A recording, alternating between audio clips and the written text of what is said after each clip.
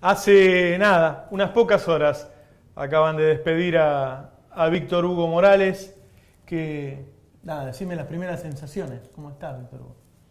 ¿Hay trabajo acá? Por supuesto. Roberto, era previsible. Cuando pasó lo que ocurrió con vos, en realidad íntimamente me preguntaba cuándo me iba a tocar a mí. Y esta nueva gente, que supongo que es Macri o Clarín detrás operando claramente, como marcando cuáles son los límites que hoy día hay de libertad de expresión. Me llamaron esta tarde y me dijeron que en virtud de una imposibilidad de decir, de una cuestión irreconciliable con mi punto de vista y con la línea editorial de la empresa, tenían que despedirme. Y esto es lo que ha ocurrido.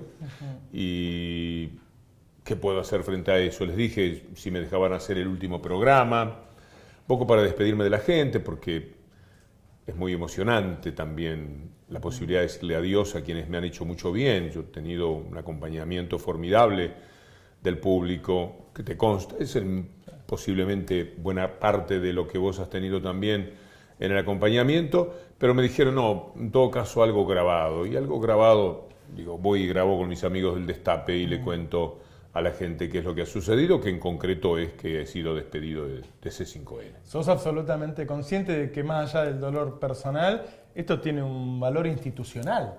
Que Sí. no esté tu voz hoy en el país. Sí, sí, es una demostración plena de lo que está ocurriendo en la Argentina. Aquí la República no existe en función de lo que ya se demuestra en términos de justicia. La democracia cada día, si no vos no tenés megáfonos diferentes para que el ciudadano se informe, si solamente vas a tener a los que por complicidad, por conveniencia o por temor no pueden hacer el periodismo que se sueña cuando uno tiene un medio de comunicación, estás diciendo que la libertad de expresión está terminada. A mí me parece que por un lado es interesante lo que ocurre.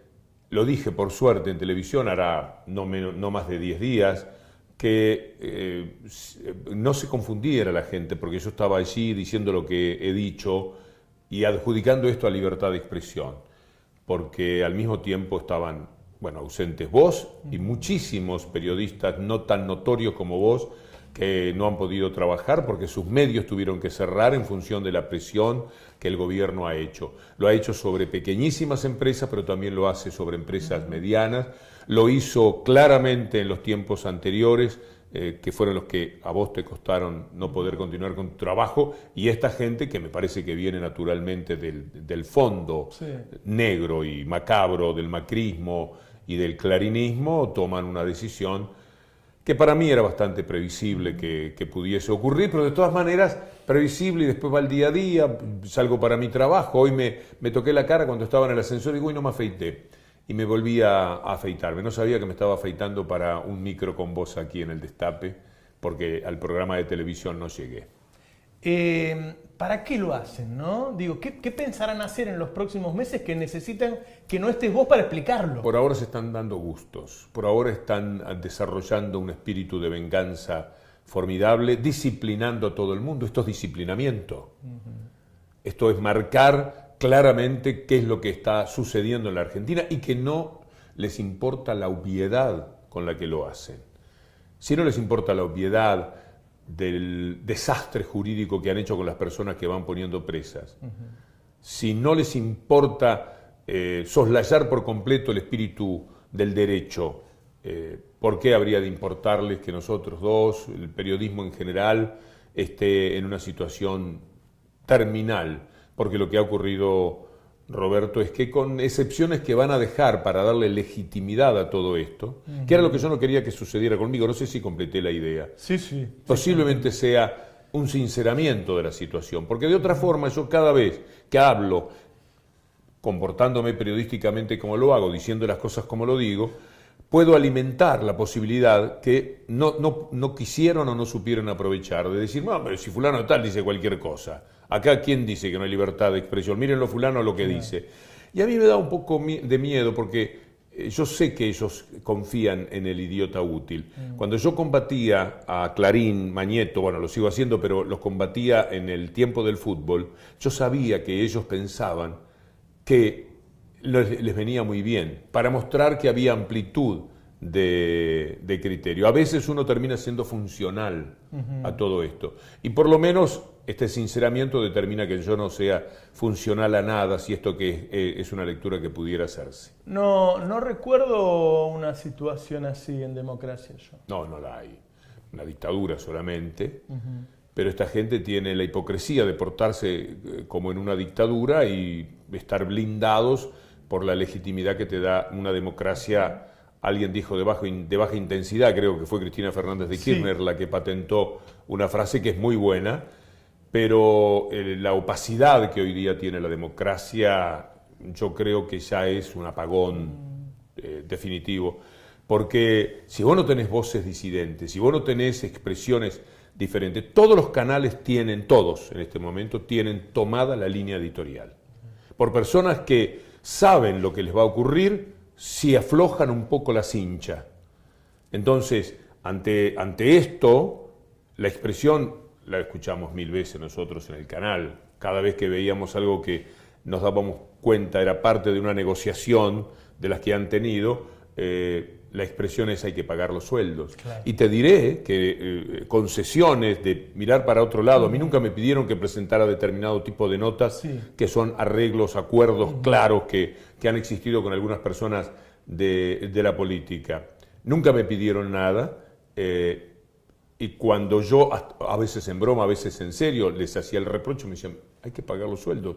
Esta pequeña pauta que vos recibís de otros lados, que no te da el gobierno nacional. Claro. Pero la gente tiene que saber hacer lecturas de esto. Claro. Tiene que darse cuenta que a los anteriores y a los que vienen, la pauta es cero, y la pauta es muy necesaria para poder sobrellevar esta actividad. Sin pauta no se puede mantener nada, y ellos han apretado tanto, han acogotado de tal manera por este tema de la pauta, que cualquier canal, Roberto, que no hayas tenido una oferta, que yo no la vaya a tener, marca claramente el temor que hay.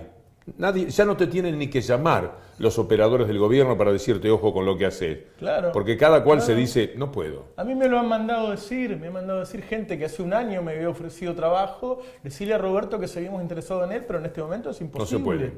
No se puede. Imposible. Es suicidarse en este momento. Bueno, a esto se llega cuando la libertad de expresión va a conmover. No faltarán los idiotas útiles que digan que por aquel error absurdo que nunca perdoné y que por suerte he sido muy crítico de no haberle dado pauta a Perfil y a Crítica en su momento, esto pasaría a estar bien. Esto es un espanto, esto es un horror. Antes, con la pauta como se distribuía más a los que tienen menos, había 3.500 trabajadores de prensa que podían hacer lo que aman, con suelditos de 8.000, de 12.000, de 15.000, con posibilidades de crecer, haciendo lo que te gusta, que es la cosa más notable. Lo que antes era una anomalía, que eran esos dos casos que vos mencionaste, que fueron hoy es la regla. Actos de determinados administradores que en algo que dañó muchísimo, pero que no era verdaderamente una conducta del gobierno, porque no lo era.